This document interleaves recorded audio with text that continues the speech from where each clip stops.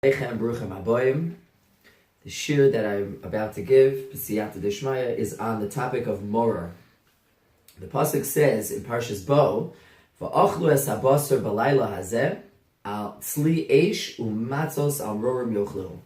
And you shall eat the meat on this night, the meat of the Karban Pesach, roasted tzli eish u'matzos together with matzah al rorim yochlu. You should eat together with Maror.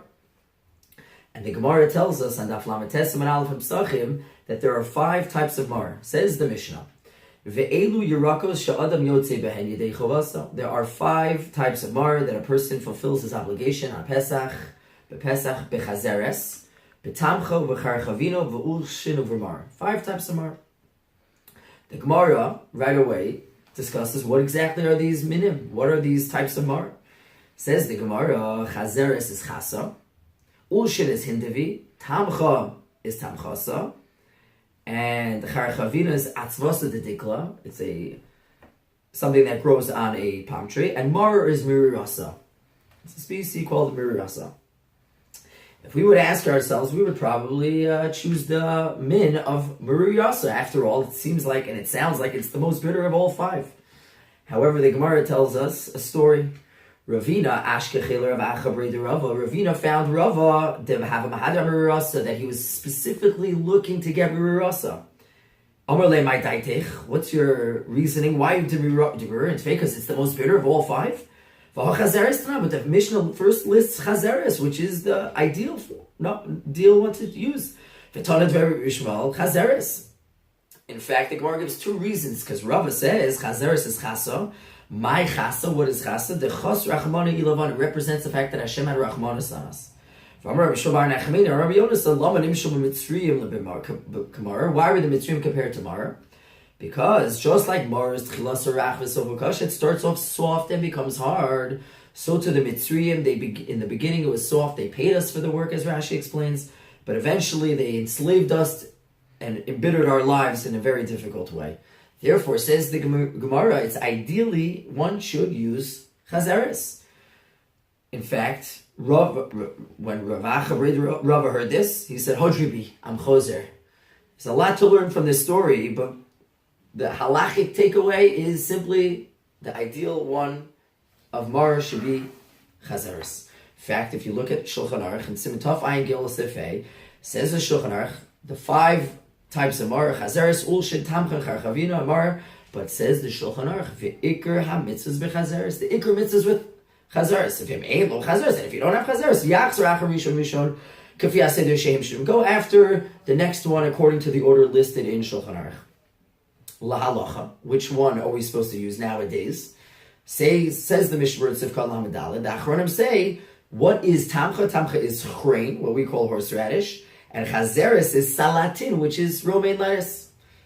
Which one did they use in the Mishnah Berurah's time? Says the Mishnah Berurah, in our days, we don't really have any other species, even the romaine lettuce. So therefore, by us, we eat chrein. Make sure you're not eating it whole, because that would be a dangerous sakana, because it's so sharp. Make sure that you grate it properly, and you don't make sure that it's too much losing its sharpness, its taste. But that is what we do, says Mishnah. But he does say in Sifkat Mem Beis that if it's possible to be mahadr and spend a little bit of money, then you should try to get chazeres chasa, try to get the romaine lettuce. But he does point out something very important, that because in the times of Pesach, it's very common to have small bugs.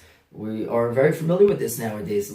Bugs, even nowadays in the romaine lettuce. So unless you have anoshim yuchadim that are yirei shemayim, they're going to check it very well. Better not to be nichshal and stumble in an avera diarais of eating a bug in order to fulfill the best way possible the mitzvah Maror, which is only midrabanan.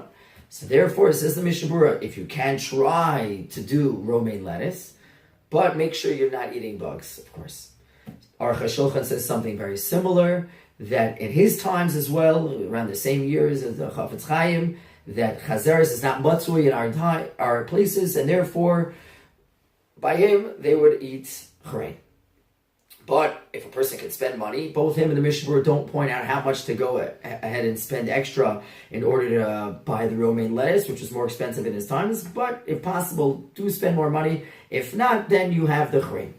And I'll conclude with the following fascinating letter that the Netziv Ratzoli to Yehuda Berlin, printed in Merome's son of Pesachim Daf Lamed Testament out that he wrote to his son of Chaim Berlin. The letter is dated in Tuf Reish Mem Beis 1882, and this is important as you'll soon see. He says, I heard, my son, how you're being machmir and eating chrein to be mekayim the mitzvah Maror. He says, I understand, you know my mitzvah, that in general, that whenever you have a mitzvah to eat something that's a kazayis, anything you have above and beyond the shear of kazayis is included in the mitzvah. You're right, I wrote that several times in my chidushim that's true, but that doesn't apply to Maror. You don't have to have more than a kazayis. First of all, Maror is only d'Rabbanan. Second of all, it doesn't apply to Maror because Maror, all you have to have is a koshu, but you have a kazayis because of the bracha, you say alachila as Maror, so you have to have a kazayis, but be'etzem, all you need to have is a koshu. You don't have to go above and beyond the shear of kazayis so much. And then he concludes, he says, my son, why are you having chrein? Why are you having horseradish? I don't understand why you're not having romaine lettuce, which is more preferable, like the Achronim say, that's the fulfillment of chazeres.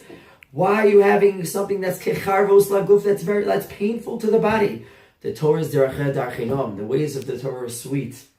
Kol shekain. Even the more so on the night of Pesach, after a fast, after drinking wine, he concludes, my son, you should stop this minhag, you should go back and have romaine lettuce. What's fascinating to note is that the Netziv lived in the same time as the Chafetz Chaim and the Aruch HaShulchan. In fact, the Netziv was both the brother-in-law and the son-in-law of the Aruch HaShulchan. The Aruch HaShulchan's married the Netziv's sister, and after the Netziv lost his first wife, he married the Aruch HaShulchan's daughter. So they lived around the same times, and as much as the Mishnah Berurah and the Aruch HaShulchan are saying in our times we don't have romaine lettuce available, yet says the Netziv to his son, go get romaine lettuce. Why are you having chrein? I don't understand what you're doing. This is a fascinating, letter that the Netziv writes to his son, a letter guiding of the father to son, teaching him how to properly fulfill the mitzvah Maror. And I'll just conclude, la halacha, a person should ask his Rav how to fulfill the mitzvah Maror. Most likely will be to continue doing the minhag of eating either romaine lettuce or horseradish, but even more important as well, as you're doing the mitzvah, have in mind that you have an amazing opportunity to fulfill the mitzvah d'Rabbanan. It's true nowadays it's only d'Rabbanan, but it's an opportunity once a year to fulfill the mitzvah. Have in mind to do it b'simcha. And Eretz Hashem says with Kiveger, if you have in mind to do it b'simcha, you won't even feel the bitterness and the pain of the Maror. Everyone should have a chakosher, a samech, a zisin, and a sweet Pesach. Thank you.